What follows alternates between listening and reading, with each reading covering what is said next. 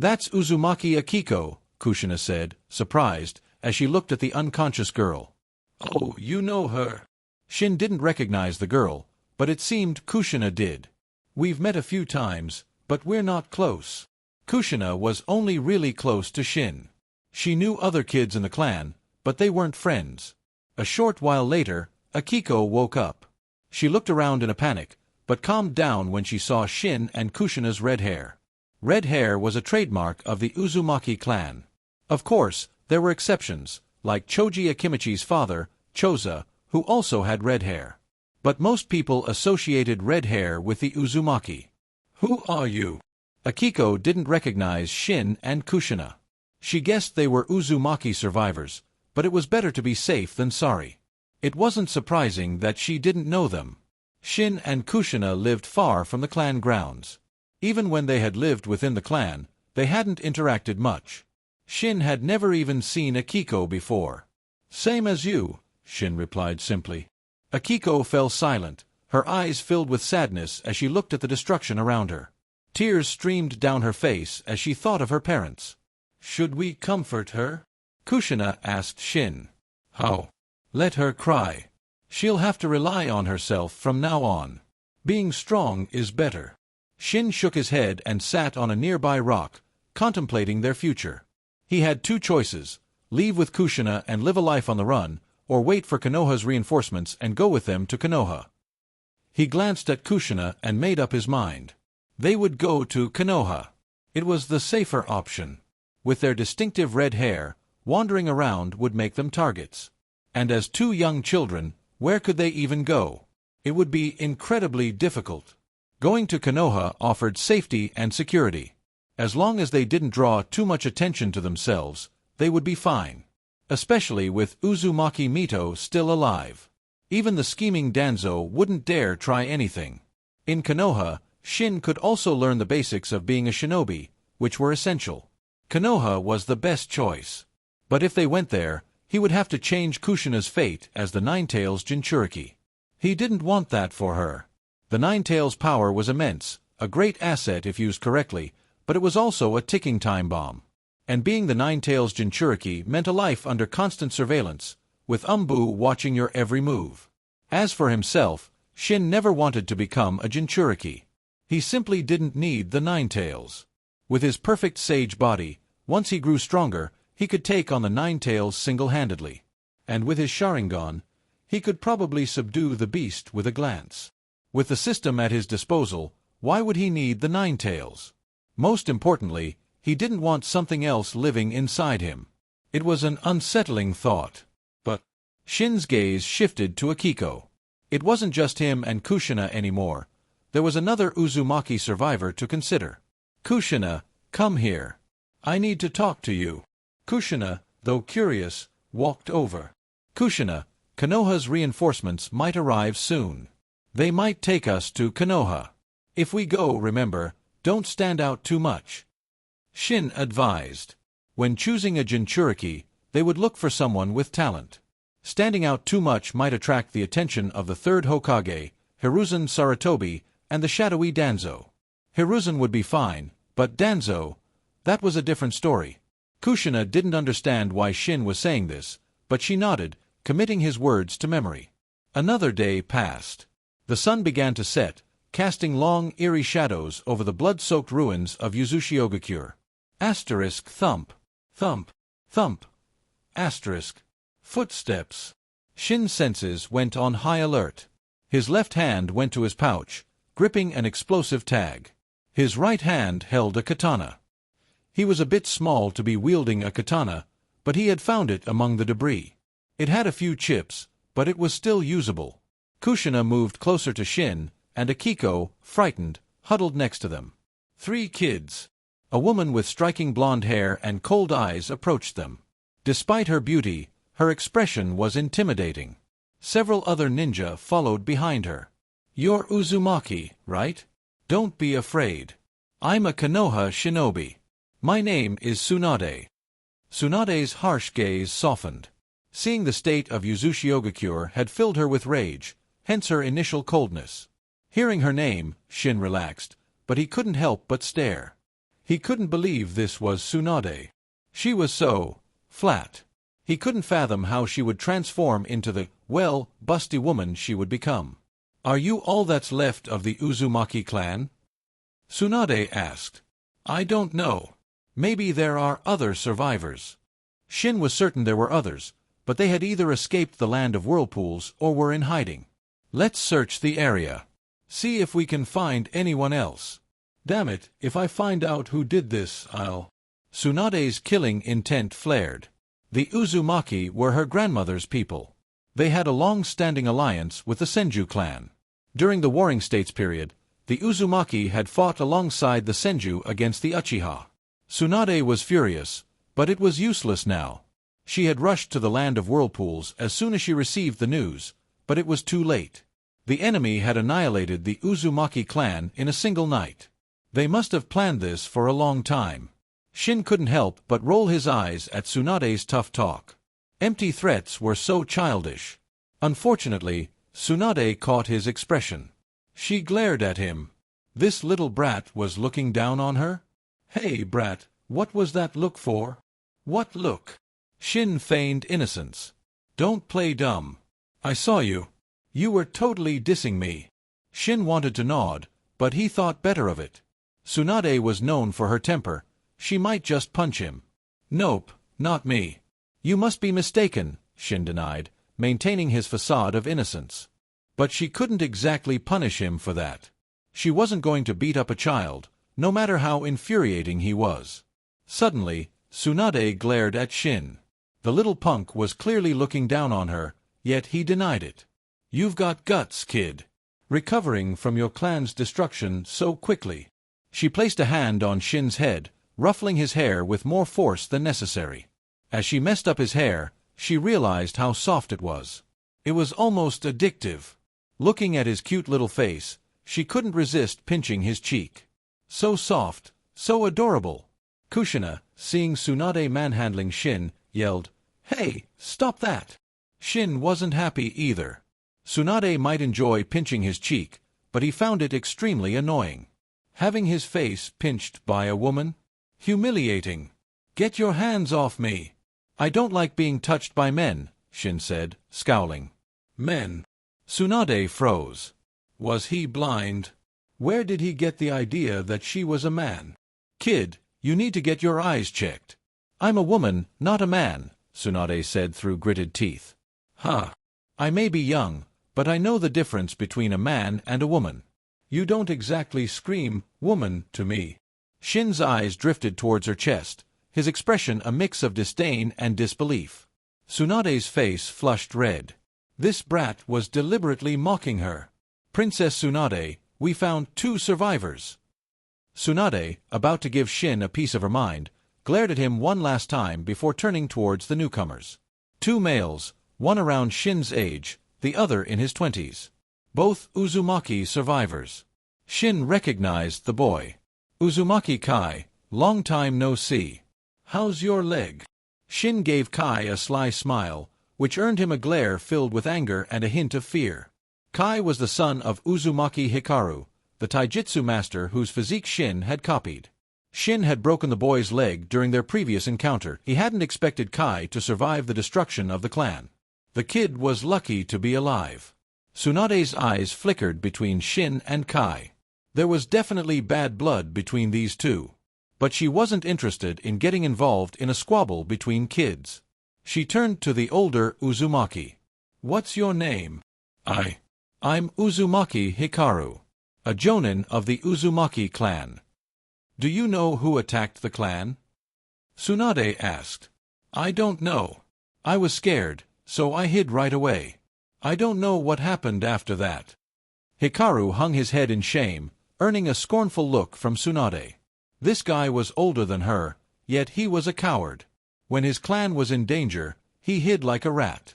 Tsunade wasn't even as old as this Hikaru. Despite calling Shin a kid, she was only 16. But in the ninja world, 16 wasn't that young.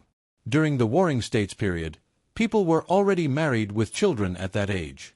Tsunade ordered her men to continue searching for survivors while investigating who was behind the attack. Judging by the water damage and the traces of lightning release, she had a pretty good idea. If her suspicions were correct, there wasn't much she could do. Kid, what's your name? Tsunade asked Shin. Shin was getting tired of being called Kid. Too bad he couldn't beat Tsunade in a fight. He estimated her strength to be at elite Jonin level, definitely stronger than him. I'm Uzumaki Shin. And don't call me Kid. You'll regret it when I'm stronger than you. Regret it? Heh, I'll be waiting for that day, Tsunade said with a smirk. Shin snorted. She might be looking down on him now, but she'd sing a different tune when he surpassed her. Shin, I'm hungry. Kushina tugged at his sleeve. Shin took out some dry rations and jerky. It wasn't much, but it would fill their stomachs for now. 3 days later, the bodies of the Uzumaki clan members were buried, including Shin's grandfather, the clan elder.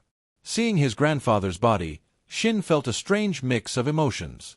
He hadn't been close to the man, they had barely interacted. But he still felt a pang of sadness.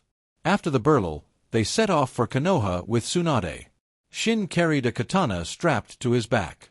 It was over 3 feet long, with a simple gold design on the hilt.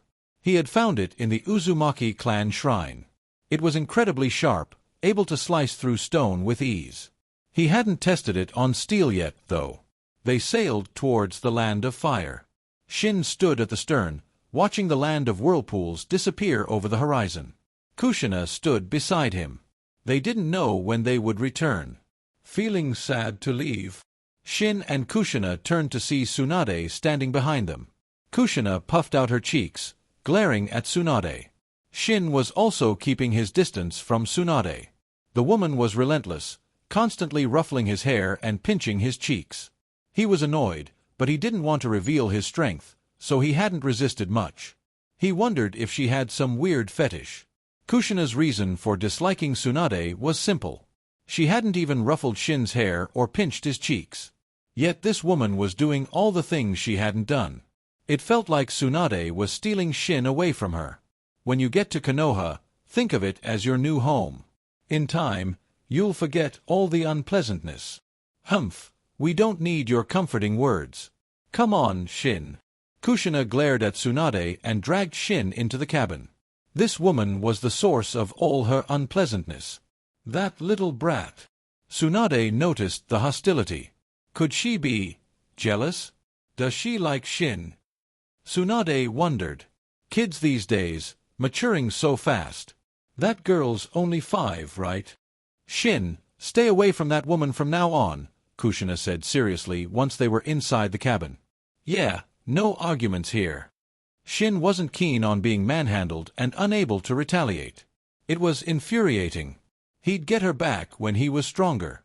For now, he'd steer clear of Tsunade and her vice-like grip. His cheeks were still sore. Just wait, Tsunade, Shin thought darkly. Hours later, the ship finally reached the shore.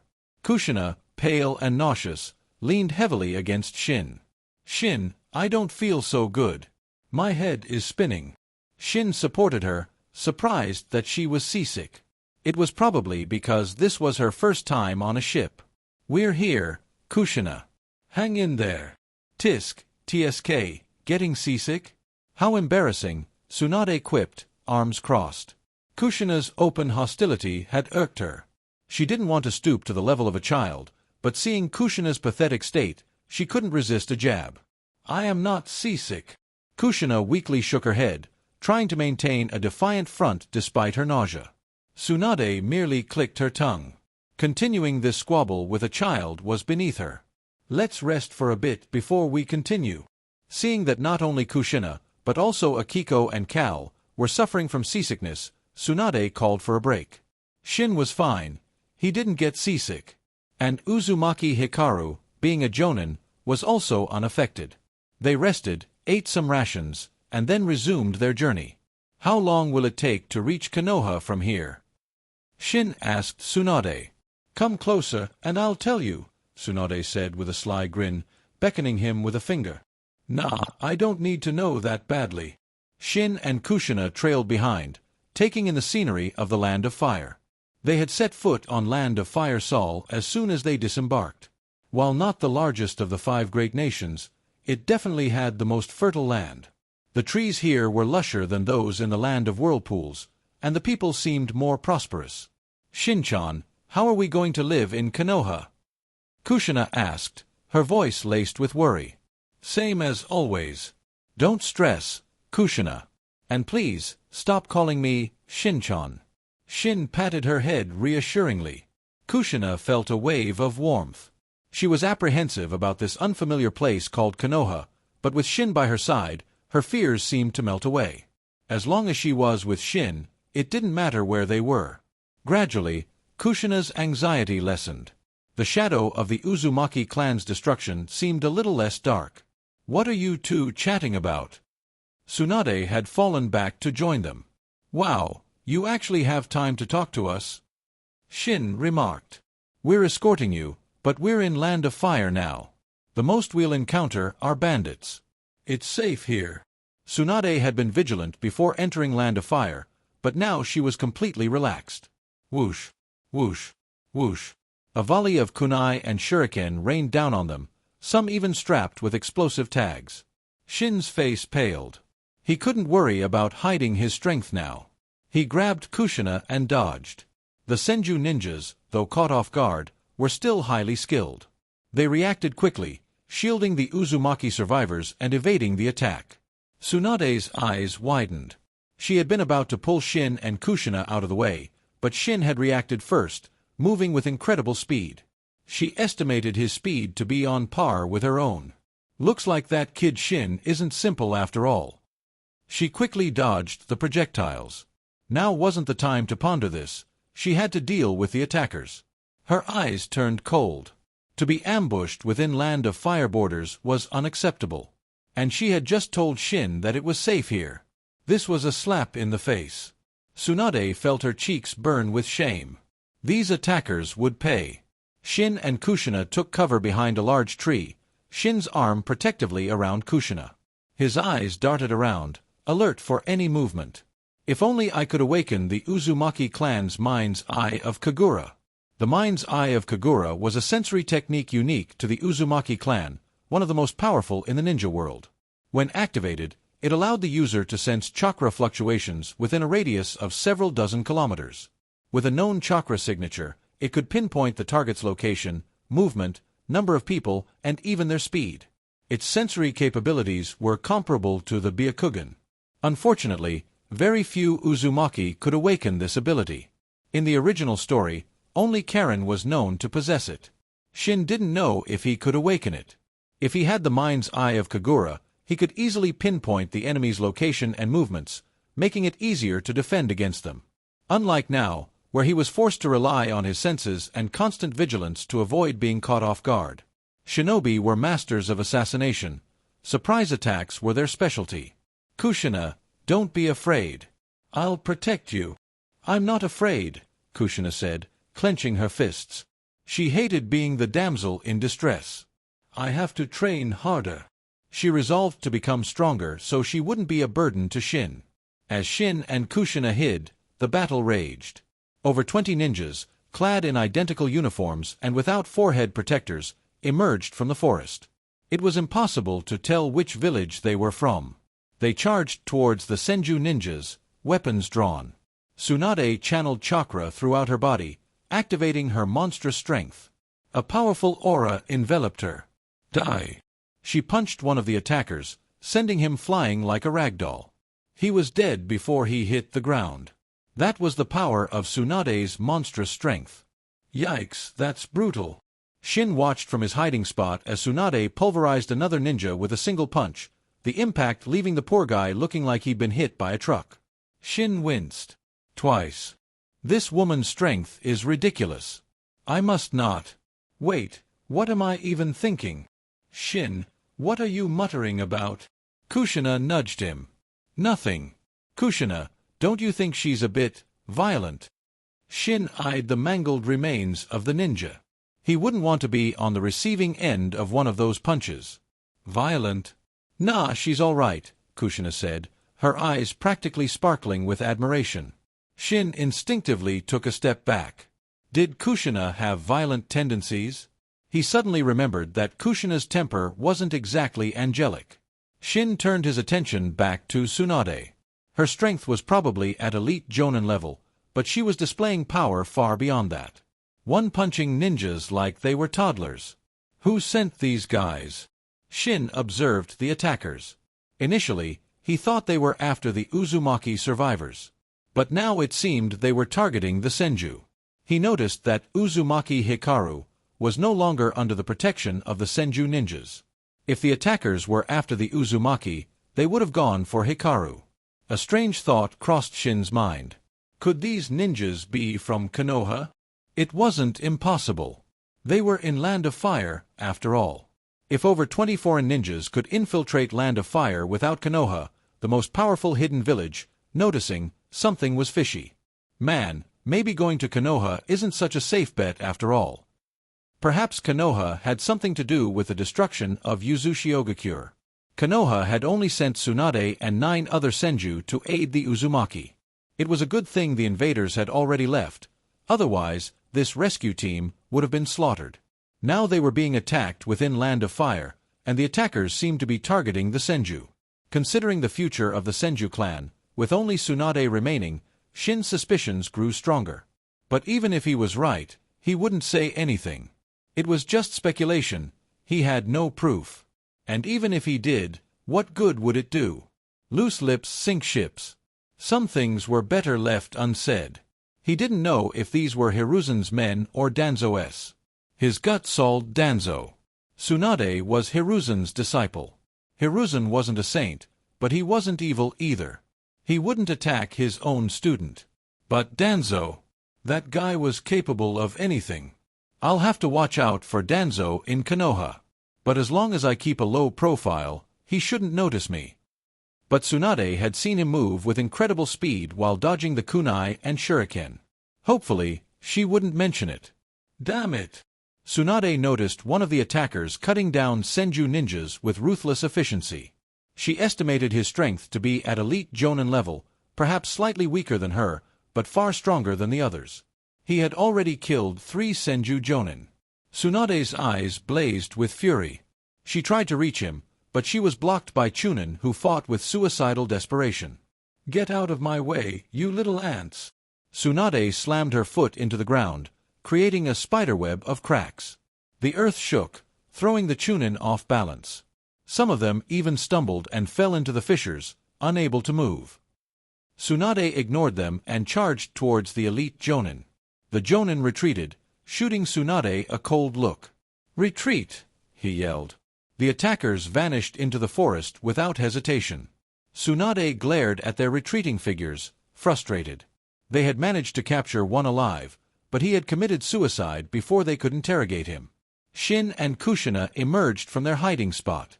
Shin looked at Tsunade, her eyes red with rage, and shook his head. This was a tragedy. 3 Senju Jonin were dead. Only 6 remained, and they were all wounded. Jonin were valuable assets to any hidden village, even more so to a clan. The Senju clan was a shadow of its former glory. Besides Tsunade, they only had 9 Jonin, and now 3 were gone. Collect their bodies. Let's go, Tsunade said grimly. They continued towards Konoha, the mood somber. 2 days later, they finally reached Konoha, the most powerful hidden village in the ninja world. The rest of the journey was uneventful. You all head back and see to their burial. I'll take these children to see the Hokage, Tsunade instructed the remaining Senju. They nodded and headed towards the Senju clan compound. Tsunade led Shin, Kushina, Akiko, Cal, and Hikaru, the 5 Uzumaki survivors, to the Hokage's office. Upon reaching the office, Tsunade punched the door to splinters. Hiruzen Sarutobi looked up, his eyebrow twitching as he saw Tsunade.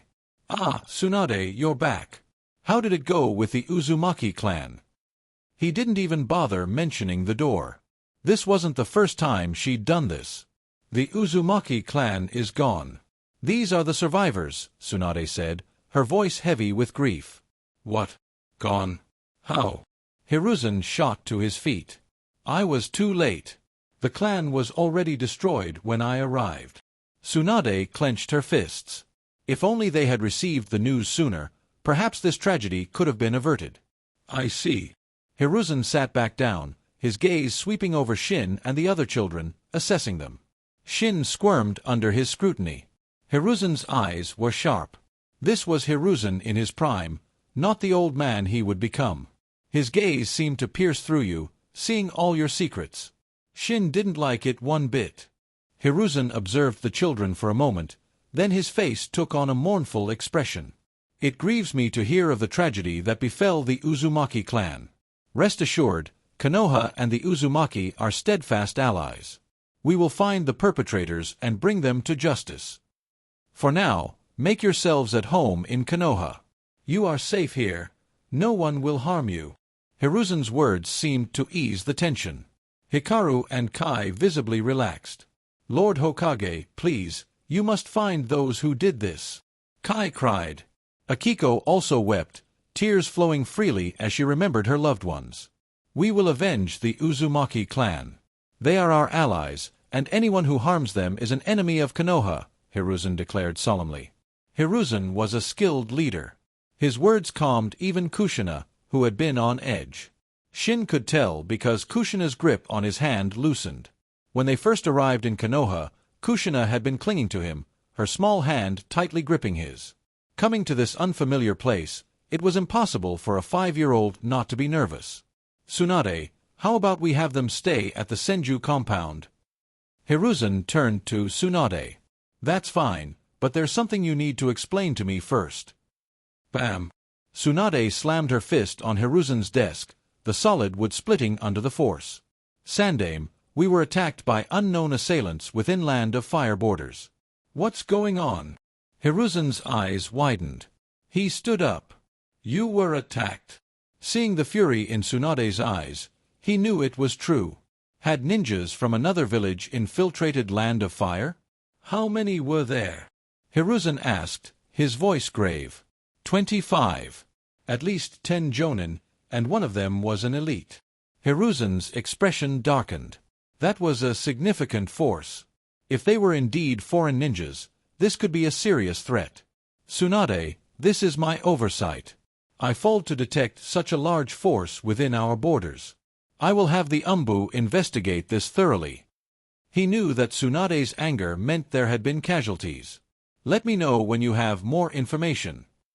Tsunade left the Hokage's office with the children. Just as they stepped out, they saw a man with a grim aura approaching. Tsunade frowned. It was Danzo. He held a high position in Konoha, but Tsunade loathed him. He was a man who operated in the shadows, his methods ruthless and underhanded. Tsunade, welcome back. Are these the Uzumaki survivors? Danzo's eyes flickered as he looked at the children. He still had both his eyes and his arm. He hadn't undergone his future modifications yet. Tsunade scoffed and walked away without a word, the children following behind. As they left, Shin glanced at Danzo. He recognized him instantly. The scar on his chin was a dead giveaway. Danzo scowled. Tsunade had just disrespected him, just like the rest of the Senju clan. He entered the Hokage's office, noting the shattered door with a frown. He turned to Hiruzen. Danzo, what brings you here? Hiruzen asked, his brow furrowed. I have something to discuss with you. As do I. Hiruzen walked to the window, watching Tsunade lead the Uzumaki survivors away. He waved a hand. The Umbu guards hidden in the shadows vanished. Only Hiruzen and Danzo remained in the office. Danzo, Tsunade said she was attacked on her way back. I want to know if you had anything to do with it. Hiruzen's gaze was sharp and accusatory. Humph, are you implying that I attacked your student? Danzo snorted, his eyes narrowing. I had nothing to do with it. Danzo stormed out, abandoning whatever he had wanted to discuss. It was you, wasn't it, Danzo? Hiruzen sat down heavily. He knew Danzo better than anyone. Even though Danzo hadn't betrayed himself, Hiruzen could see through his lies. Punish Danzo. He had no concrete evidence. And even if he did, he would protect Danzo. He would have to find a way to appease Tsunade. This is the Senju clan compound. You'll be staying here. Most of the houses are empty, Choose whichever you like. Tsunade led the children into the compound. It's so big. Even bigger than the Uzumaki Clan grounds, Akiko exclaimed. Shin looked around. It was eerily empty. It seemed the once great Senju clan was a shadow of its former self. Kushina, which one do you want? Shin asked. Shin, and you, little girl, come with me, Tsunade said. Shin looked at her questioningly. Kid, you weren't exactly subtle back there. I saw what you did, Tsunade said with a knowing smirk before turning and walking away. Shin's face stiffened. He hesitated for a moment, then took Kushina's hand and followed Tsunade. Kai watched them leave, jealousy burning in his eyes. Why is Lady Tsunade treating him differently? He muttered resentfully. Akiko didn't think too much about it. Having a place to stay was good enough for her. She chose an empty house and started cleaning. Why are we following her? Kushina grumbled. Shin shrugged. Tsunade had seen a glimpse of his true strength. He just hoped she wouldn't tell anyone. If she did, life in Konoha would become complicated. They followed Tsunade to a small courtyard. There are a few empty rooms over there. You can stay here, Tsunade said. Thank you, Lady Tsunade. Shin looked around the courtyard. It was much nicer than the other houses they had seen. Does anyone live here? He asked. Yes, I do. It gets lonely living alone, so I thought I'd have you, my interesting little friend, stay here. Tsunade looked at Shin with amusement. She was intrigued by this unusual child. And you too, little girl. You're welcome, Tsunade said to Kushina. I won't thank you. Kushina snapped, clearly annoyed at being treated as an afterthought. In the living room, Shin and Kushina sat facing Tsunade. They had finished tidying up their rooms, and now Shin felt it was time to have a chat with Tsunade. She knew he was hiding his strength. While she didn't know the extent of it, she knew he wasn't just an ordinary child. If she told the Sandaime, knowing his personality, he would definitely have Umbu keep an eye on Shin. Shin didn't want to be monitored. It would expose his secrets and complicate things. Lady Tsunade, there's something I need to talk to you about. Oh, go ahead. Tsunade took a sip from her cup, her eyes twinkling with amusement. She wasn't stupid. She had a good idea what Shin wanted to talk about. Lady Tsunade, you're aware that I'm not exactly normal strength-wise. Shin didn't beat around the bush. There was no point. It was already out in the open. Indeed. The speed you displayed when we were attacked was quite surprising. Tsunade's gaze was intense. She had been genuinely shocked. Shin's speed rivaled her own. It was hard to believe a 5-year-old could move that fast. Well, it's not that unusual. People can exhibit superhuman strength in moments of danger. It was probably just an adrenaline rush. Shin made up a flimsy excuse. Heh, you think I'm an idiot? I'm a medical ninja. Tsunade scoffed. What Shin described was possible. People could unleash incredible power in life-or-death situations. But such bursts came at a cost, either a shortened lifespan or even death. Shin, however, was perfectly fine. This wasn't just an adrenaline rush. He was trying to fool her, and she wasn't falling for it. Okay, fine. I'm a bit stronger than I look. But I need you to keep it a secret, Lady Tsunade. Shin knew Tsunade wasn't easily fooled, so he dropped the act. There was no point. It would only make her more suspicious. Why should I? Tsunade was puzzled. Why hide his talent? He was just a child, yet he could move with such speed. Regardless of the method, he was a genius. Lady Tsunade, have you ever heard the saying, "Tree that stands taller than the rest will be felled by the wind. A mound that rises above the shore will be eroded by the current. One who walks above others will be criticized by the masses." When someone is too exceptional, they attract not only admiration but also envy. And envy is a dangerous thing. It can twist people beyond recognition. Shin's words startled Tsunade. She stared at him as if he were a monster. I haven't heard that saying before, but I understand the sentiment. You make a good point. I'm starting to doubt you're really a 5-year-old. Tsunade eyed him skeptically. If these words had come from someone much older, she wouldn't have been surprised. But Shin was only 5. Shin coughed awkwardly. He might have overdone it with the profound act. Don't ask me how I know these things. I've always been too exceptional for my own good, always attracting envy and jealousy. Shin tilted his chin up, a smug expression on his face. Tsunade burst out laughing. You're quite the character. It's not an act. It's the truth. I'm so used to an extraordinary life that I want to experience what it's like to be normal. Tsunade and Kushina both stared at him, speechless. One word echoed in their minds: show off. Shin smirked inwardly. He had successfully diverted her attention from his strength. Fine, I'll keep your secret. But you have to agree to a few conditions, Tsunade said. A few? Are you sure it's not just one? Shin smiled, but inwardly he was groaning. Yes, a few, not one, Tsunade said triumphantly. Let's see how you weasel your way out of this, kid. As long as they're not unreasonable, I suppose I can agree, Shin said cautiously. Kushina's expression changed. She glared at Tsunade. Don't you dare ask for anything outrageous. Don't worry, I won't make things difficult for you, Tsunade said, completely ignoring Kushina. Kushina slammed her hand on the table, fuming. This woman was deliberately ignoring her. First, from now on, when I ruffle your hair or pinch your cheeks, you're not allowed to resist or dodge. Shin's face fell. Kushina's expression mirrored his. Old hag.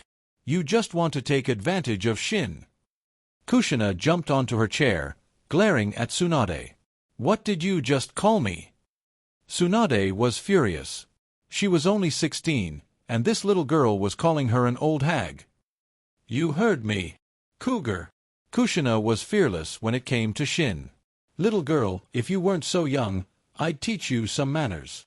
Humph, old hag, if I were your age, I'd be the one teaching you some manners. Tsunade and Kushina locked eyes, the air crackling with tension. Ahem, shouldn't we focus on the important matters at hand? I agree to your condition, Lady Tsunade, Shin interjected. Tsunade narrowed her eyes. Shin had been so resistant to her touch before. Why the sudden change of heart? Was he up to something? She wasn't going to underestimate him now. In truth, Shin was playing the long game. He'd let her have her fun for now, but he'd get his revenge later, with interest. He'd make her regret taking advantage of him. Shin, you agreed. Kushina looked at him, betrayed, then turned away, refusing to acknowledge him. Seeing Kushina's anger, Tsunade felt a strange sense of satisfaction. Then she mentally slapped herself. Why was she competing with a 5-year-old? Now, on to my other conditions, Tsunade announced. She watched Shin closely, trying to gauge his reaction. But to her disappointment, his expression remained unchanged. He even gestured for her to continue. Tsunade's suspicion grew. Something was off. She had no idea that Shin was planning to settle the score in the future, with interest. Weren't you going to tell me your other conditions? Cat got your tongue. Shin looked at Tsunade expectantly. I haven't quite decided yet. I'll let you know later. Tsunade looked at Shin, her mind still searching for suitable conditions. You might not get another chance. Shin's words held a hidden meaning. He was confident that his strength would soon surpass Tsunade's. With his perfect sage body and the system's cheat, his growth rate was unpredictable, even to him. Speaking of which, I'm curious about your strength. Come with me to the training grounds. Tsunade stood up and led Shin to her private training area behind the courtyard. It was a spacious area. Kushina trailed behind them, her cheeks puffed out like a disgruntled chipmunk. She was still sulking. All right, Shin, let's spar. Wait, what? Shin stared at Tsunade in disbelief. Spar with her? Was she joking? He was no match for her right now. He wasn't into masochism. Don't worry, I'll go easy on you, Tsunade said reassuringly. Go for it, Shin. Beat her. Kushina cheered, pumping her little fist. Kushina, are you crazy? If I could beat her, I would. But I can't. Do you want to see me get pulverized? Shin whispered to Kushina. Pulverized? That bad? On second thought. Kushina recalled Tsunade's brutal display during the ambush and shook her head. One punch could turn a person into a mangled mess. Fighting her was definitely risky. How about we settle this peacefully? I'm not a fan of violence, Shin said to Tsunade, spreading his hands. Tsunade's eyes narrowed. She chuckled. Fine, if you don't want to fight, then you can just take a beating. With that, she threw a punch at Shin. Feeling the force of the blow, Shin's eyes widened. Was she serious? He didn't think she would actually hurt him, but his instincts screamed at him to dodge. Quick reflexes. Tsunade retracted her fist, impressed. Even a Chunin wouldn't have been able to dodge that. Hold on. Shin quickly stopped her as she prepared to attack again. There's no benefit for me in fighting you. So, I'll have to decline. Benefit? What kind of benefit do you want? Tsunade asked. Well, if you teach me an A-rank jutsu, I wouldn't mind sparring with you, Shin said, his eyes gleaming. If she refused, he wouldn't lose anything and would avoid a beating. If she agreed, he'd gain an A-rank jutsu. It was a win-win situation. You're a shrewd one, aren't you? Fine, I agree. I can part with an A-rank jutsu.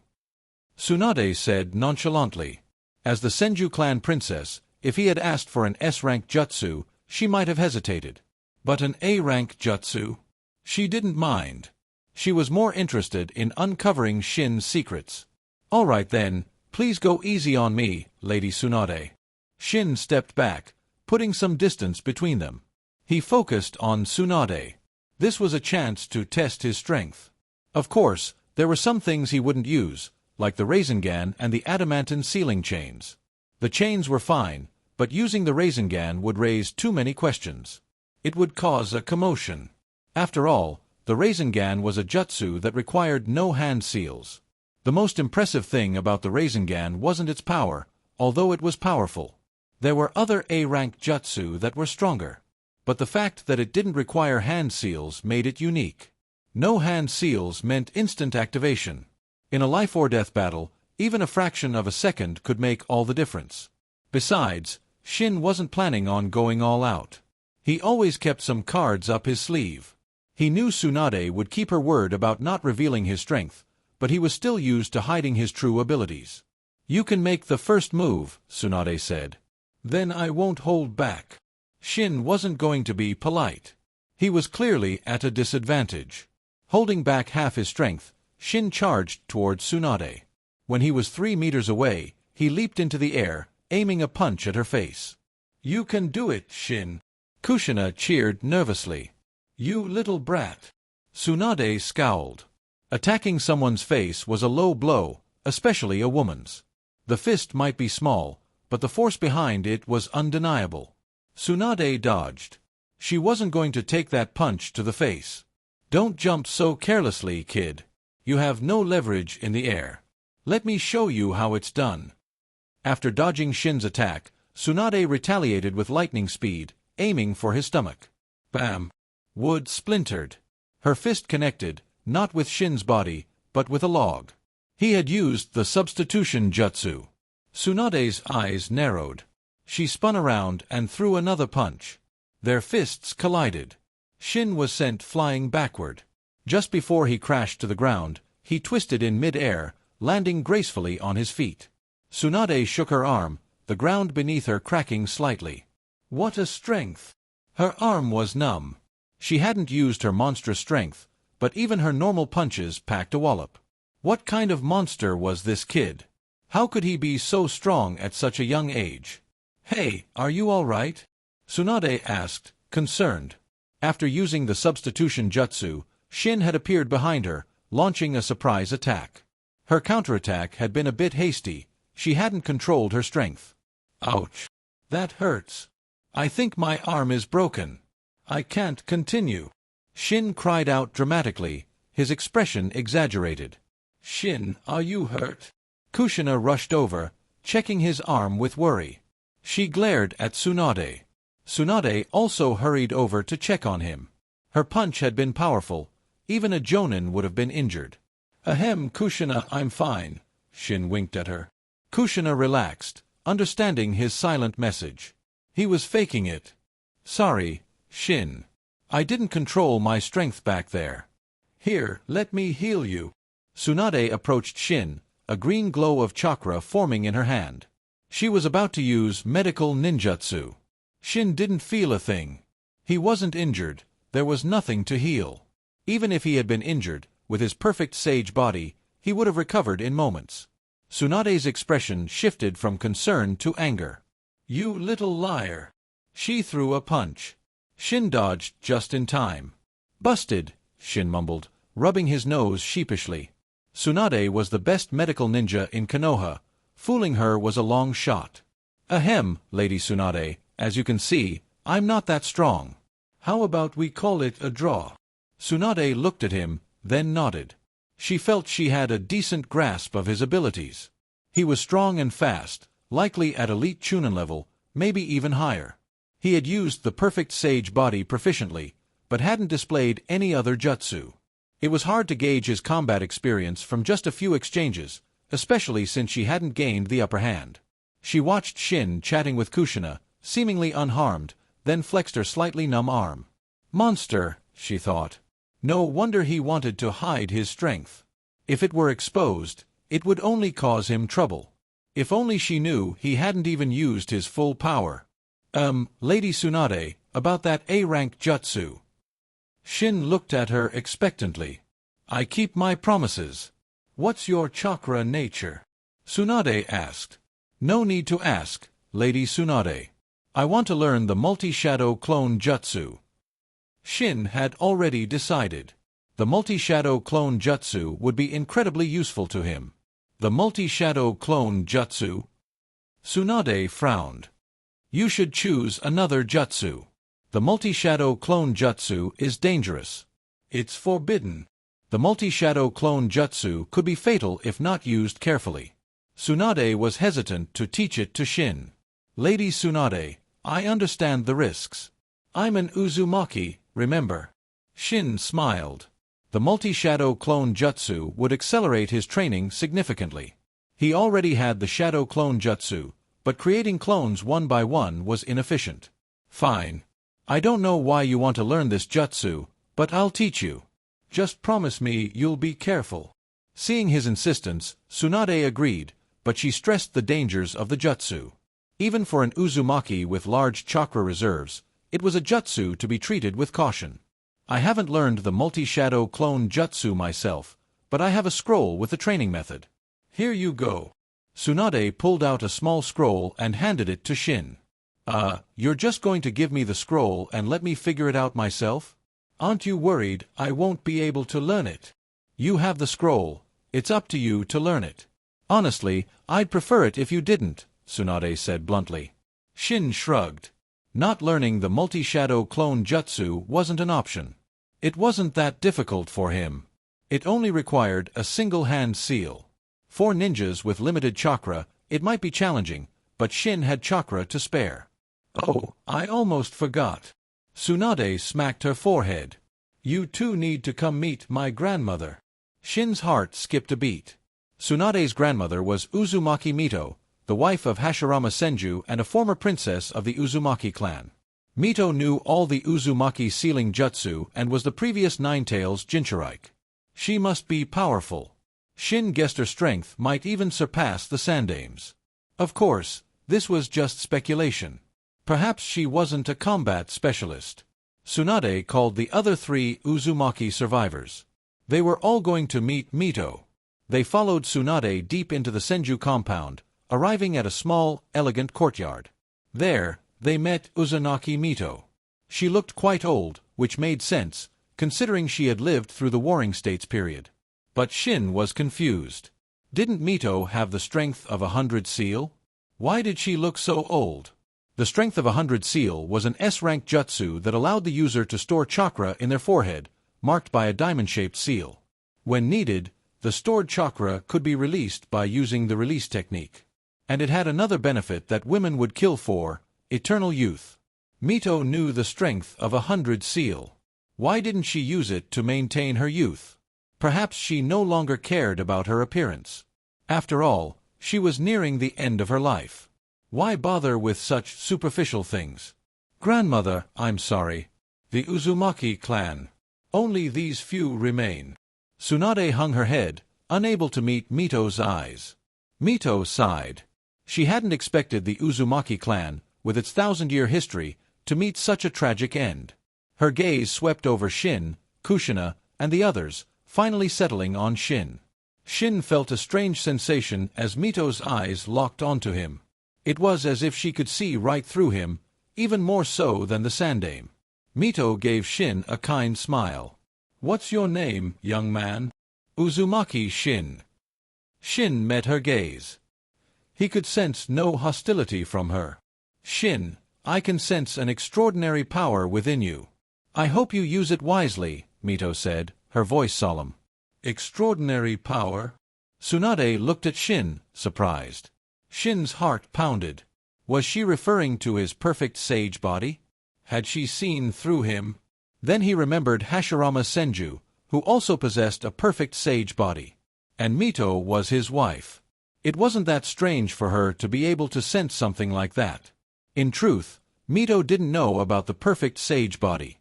She simply sensed a life force within Shin that was similar to Hashirama's, vast and vibrant. After a short visit, they left as Uzumaki Mito retired to rest. "Hey, my grandma said you have some extraordinary power. What is it? You seem to have a lot of secrets." Tsunade fixed Shin with a curious stare.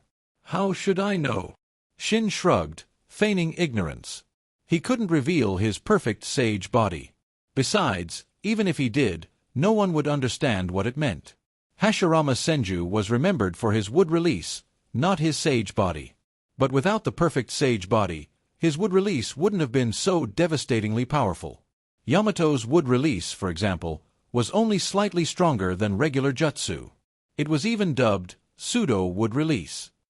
Speaking of the Senju clan, they must have some wood release jutsu scrolls left behind by Hashirama. Shin was eager to see them.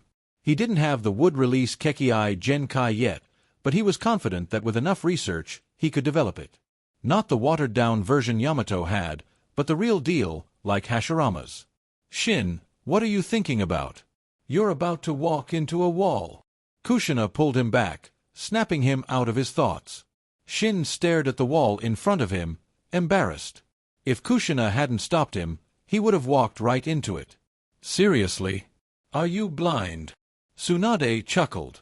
Shin glared at her. He really wanted to punch her right now. But he wasn't strong enough yet. He'd have to bide his time. He'd get her back one day. Tsunade noticed his glare but dismissed it. "By the way, I'm planning on enrolling the 4 of you in the academy." Tsunade looked at Shin, Kushina, Kai, and Akiko. They couldn't stay at the Senju compound forever. They were at the right age to start school, and Tsunade thought the academy would be a good environment for them. Of course, if you don't want to become ninja, you don't have to go. She wouldn't force them. I want to be a ninja and avenge my family?" Kai dared, his eyes burning with hatred. "I want to go too," Akiko said. The destruction of the Uzumaki clan had taught her a harsh lesson about the importance of strength. She wanted to become a ninja, at least strong enough to protect herself. "All right, since you've both decided, I'll talk to the Sandaime tomorrow," Tsunade said. "Hey, you haven't asked us yet." "Oh, don't you too want to become ninja?" Tsunade looked at Shin and Kushina, surprised. "Of course we do. But shouldn't you at least pretend to care about our opinion?" Shin said. Tsunade clenched her fist, annoyed. "Brat, if you don't want a beating, stop messing with me." Shin wisely shut his mouth. Knowing Tsunade, she would make good on her threat. Lady Tsunade, what about me?" Hikaru, the only adult among the survivors, spoke up. If you can pass the test, you can become a Konoha shinobi. If not, you'll have to find another way to make a living," Tsunade said. Hikaru thought for a moment. "Please tell Lord Hokage that I want to become a Konoha shinobi." "Fine, I'll let him know.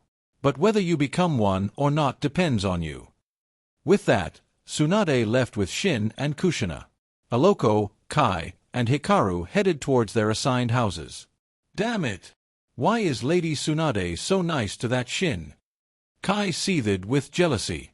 And earlier, when they met Uzumaki Mito, she had mostly focused on Shin, ignoring him completely. He already had a grudge against Shin. Now, fueled by jealousy, his hatred deepened. Akiko and Hikaru glanced at Kai but didn't say anything. As they walked back with Tsunade, Shin noticed a boy around his age carrying several skewers of grilled meat. The boy's face paled when he saw Tsunade. He turned and tried to sneak away. "Nawaki! Stop right there. Where do you think you're going?" Tsunade marched towards the boy, her expression fierce. "Is that Tsunade's brother, Nawaki?" Shin thought, observing the boy. Nawaki's fate was a tragic one. He died at the young age of 12. "Sis." Nawaki turned reluctantly, hiding the skewers behind his back. "I saw that. Don't even try to hide it. Where did you get those?" I bought them." "Bought them? I thought you were broke." Tsunade questioned. The last time Tsunade had lost a gamble, she had tried to borrow money from Nawaki. But Nawaki knew his sister's gambling habits. If he lent her money, he'd never see it again. So, he had lied, saying he had spent all his money on ninja tools. Tsunade had left empty-handed. Now, he had been caught red-handed with these delicious skewers. Nawaki felt tears welling up. "Lying to your own sister? Those are confiscated." In a flash, the skewers were in Tsunade's hands, leaving Nawaki staring at her with puppy-dog eyes. "Fine, fine. Here's one." There were 4 skewers in total. She gave one to Nawaki, one to Shin, one to Kushina, and kept one for herself. Smells delicious. Even better than the ones we make ourselves," Kushina said, sniffing the air. "Yeah, not bad. And they're huge." Shin took a bite. They were indeed delicious, better than anything he could make. Perhaps he needed better ingredients. "Sis, who are they?" Nawaki asked curiously. "They're from the Uzumaki clan, distant relatives of the Senju. Something happened to their Dan, so they'll be living here from now on. They'll be attending the academy soon. Make sure you look after them," Tsunade said to Nawaki. "Oh, I'm Nawaki." Nawaki introduced himself. "Nice to meet you. I'm Uzumaki Shin, and this is Uzumaki Kushina. We look forward to getting to know you," Shin said, officially acquainted with Nawaki.